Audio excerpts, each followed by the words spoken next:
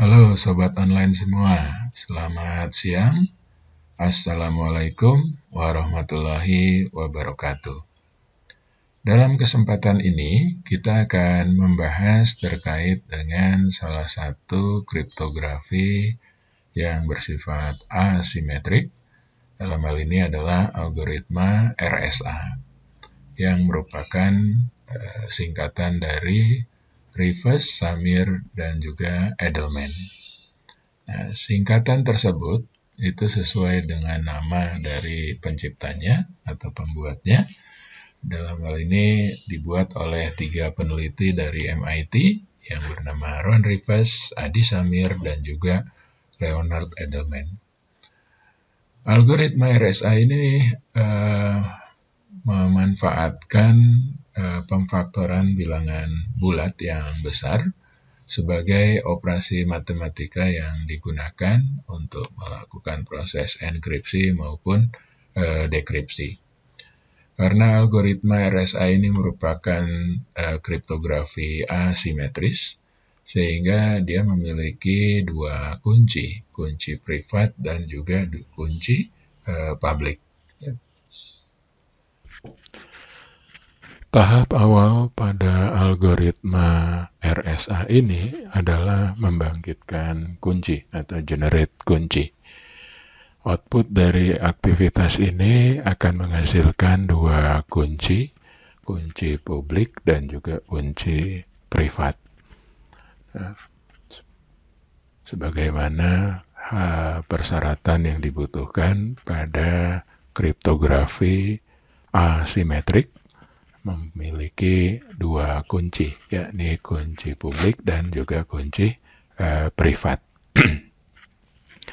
Nah, tahap pertama dalam proses melakukan pembangkitan kunci, yakni kita menentukan nilai bilangan prima. Dalam hal ini adalah P dan Q. Itu merupakan 2 buah bilangan prima, di mana ketentuannya P tidak sama dengan Q. Kemudian kedua bilangan prima tersebut dikalikan untuk menghasilkan nilai N. Nah, dari hasil perkalian tersebut itu akan dilakukan fungsi totient terhadap nilai N, ya. Nah, itu dapat menggunakan persamaan P-1 dikali dengan Q-1. Nah, langkah berikutnya untuk mengenerate kunci ini adalah menetapkan satu bilangan integer, dalam hal ini bilangan E, di mana E ini memiliki syarat lebih besar dari 1, tetapi masih lebih kecil dari totient N. Dan E harus relatif prima dengan totient N. Langkah berikutnya adalah menentukan nilai D, di mana D ini merupakan inverse E di dalam modulo totient N. Ya. Nah, sehingga nanti akan menghasilkan 2 kunci publik dan privat. Untuk kunci publik terbentuk dari parameter E dan N, sementara kunci privat terbentuk dari parameter D dan N. Contoh, pertama kita menetapkan nilai bilangan prima, dalam hal ini P dan Q. Contoh di sini nilai P 17 dan Q 11. P tidak sama dengan Q. Kemudian keduanya dikalikan, P dan Q dikalikan menghasilkan nilai N. 17 dikalikan dengan 11 menghasilkan 187. Nah, kemudian menggunakan fungsi Euler-Taussian terhadap N, kita bisa tentukan dengan persamaan P-1 dikalikan dengan Q-1. Itu artinya 17 dikurangi 1 dikalikan dengan 11 kurangi 1 sama dengan 160. Langkah 4, menentukan nilai integer E ya, dan yang relatif prima dengan tosian N. Ya, contohnya di sini sama dengan 7. Ya. Untuk mengetahui bagaimana cara menentukan relatif prima terhadap suatu nilai, Anda bisa mengakses video terkait dengan teori bilangan yang sebelumnya sudah saya sampaikan. Berikutnya adalah menentukan nilai D. Parameter D ini merupakan inverse E ya, di dalam modulo tosian N. E tadi kita gunakan nilainya adalah 7 ya, kemudian N 187. Tosian N itu sama dengan 160, sehingga inverse 7 di dalam modulo 160 itu yang akan kita hitung nilai D di sini ya, dengan membuat persamaannya menjadi sebagai berikut. Jika D dikalikan dengan 7, maka hasilnya bila dimodulokan dengan 160 itu akan menyisakan 1. Nah, jadi kita akan mencari nilai D ini ya, agar ketika dikalikan dengan 7 itu akan menghasilkan suatu nilai, dan nilai tersebut bila dimodulokan dengan 160 itu akan menghasilkan nilai 1. Anda bisa memanfaatkan teorema Euclid untuk menghasilkan nilai D ini ya, dengan cara sebagai berikut.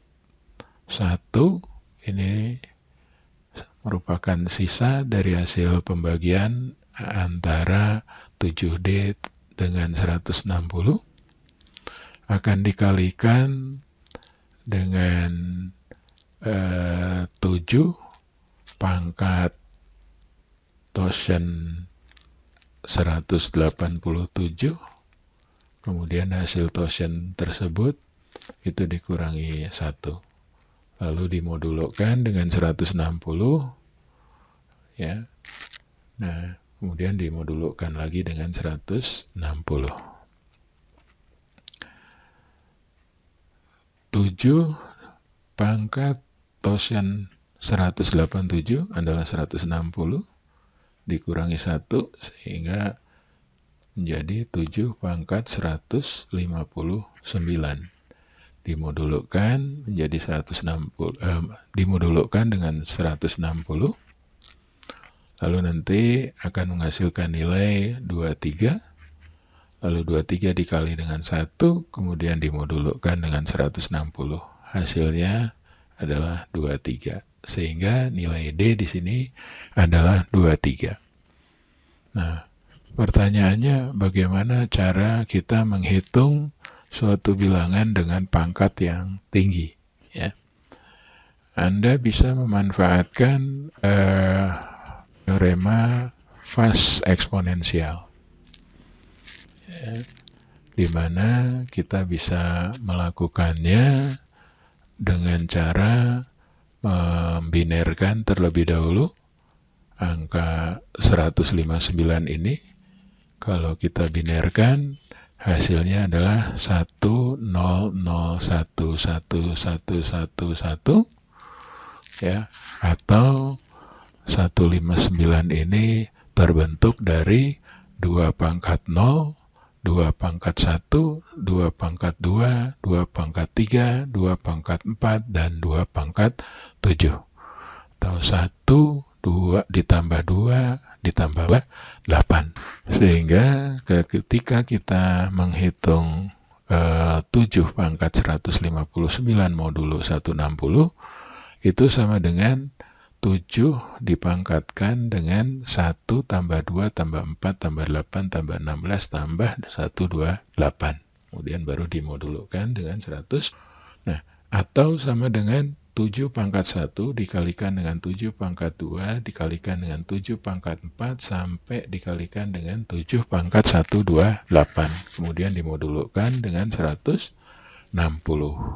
Itu artinya kita sama saja dengan menghitung sebagai berikut.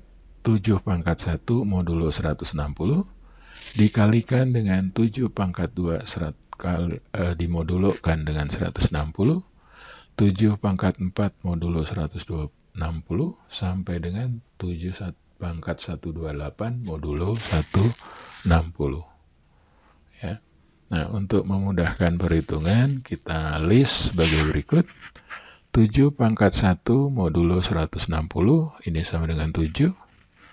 7 pangkat 2, 49 modulo 160, ini sama dengan 49. Lalu 7 pangkat 4 modulo 160 itu sama artinya 7 pangkat 2 modulo 160 dikali dengan 7 pangkat 2 modulo 160. 7 pangkat 2 modulo 160 itu sama dengan 49. Lalu dikalikan dengan 49. Hasilnya kemudian dimodulkan dengan 160. Itu sama dengan 1. Ya. Begitupun seterusnya 7 pangkat 8 modulo 160 sama artinya dengan 7 pangkat 4 modulo 160 dikali dengan 7 pangkat 4 modulo 160. Nah, 7 pangkat 4 modulo 160 itu sama dengan 1. Ya, 7 pangkat 4 modulo 160 sama dengan 1. 1 dikalikan 1 modulo 160 sama dengan 1. Itu ya. Nah, begitu seterusnya sampai 7 pangkat 128 dimodulkan dengan 160 itu sama dengan 7 pangkat 64 modulo 160 dikali 7 pangkat 64 modulo 160. 7 pangkat 64 modulo 160 itu sama dengan 1. 7 pangkat 64 modulo 160 sama dengan 1. Jika dikalikan 1 kali 1, kemudian dimodulkan dengan 160. Ya. Nah, sehingga bisa kita simpulkan 7 pangkat 159 modulo 160 itu sama dengan 7 dikali 49 dikali 1 dikali 1 dikali 1 dikali 1 kemudian dimodulkan dengan 160. Hasilnya adalah 343 modulo 160 akan menyisakan 23. Nah, itu cara menghitung perpangkatan yang besar dengan mekanisme fast eksponensial. Nah, hasil dari proses generate kunci ini tadi kita ketahui bersama, kunci publiknya bernilai 7 dan 187 diambil dari parameter E dan N. Kemudian untuk kunci privatnya itu mengambil parameter D dan N, ya, ini sama dengan 23 dan 187. Ya. Nah, langkah berikutnya adalah pemanfaatan dari kunci tersebut untuk melakukan proses enkripsi terhadap plain text. Ya. Nah, plain text ini disajikan dalam bentuk pesan M yang terdiri dari beberapa blok plain text, misalkan ada M1, M2 dan seterusnya, di mana M ke I ini I di sini lebih besar atau sama dengan 0 dan lebih kecil dari N-1. Nah, ciphertext dihasilkan dengan melalui persamaan berikut. Ciphertext ke I ini sama dengan M ke I, ya. Kemudian dipangkatkan dengan nilai E, lalu hasilnya dimodulkan dengan N. Begitupun sebaliknya, proses dekripsi dilakukan dengan melalui persamaan sebagai berikut. M ke I sama dengan C ke I dipangkatkan dengan D, lalu hasilnya dimodulkan dengan N. Ya, contoh, misal di sini plain text P-nya adalah 88. Ya, lalu kita akan encrypt menggunakan rumus yang sebelumnya sudah dibahas, bahwa plain text ini akan dipangkatkan dengan kunci public, dalam hal ini 7, dan dimodulkan dengan 187. Akan menghasilkan ciphertext 11. Ya. Sebaliknya, untuk proses dekripsi, ciphertext ini akan dipangkatkan dengan private key, dalam hal ini adalah 23, modulo 187. Ini akan menghasilkan nilai 88. Nah, itu proses enkripsi dan dekripsi menggunakan algoritma RSA. Ya, jadi dari plain text ini berupa blok pesan, ya, kemudian dipangkatkan dengan public key. Pada saat proses enkripsi menghasilkan ciphertext 11. Kemudian kalau kita akan melakukan dekripsi, ciphertext tersebut dipangkatkan dengan nilai private key, ya, kemudian dimodulkan dengan 187, sehingga hasilnya ini akan sama dengan input awal dari plain text, yakni 88. Nah, itu kurang lebih bahasan kita terkait dengan algoritma RSA. Ya, mudah-mudahan bermanfaat. Wabillahi taufiq wal hidayah. Assalamualaikum warahmatullahi wabarakatuh.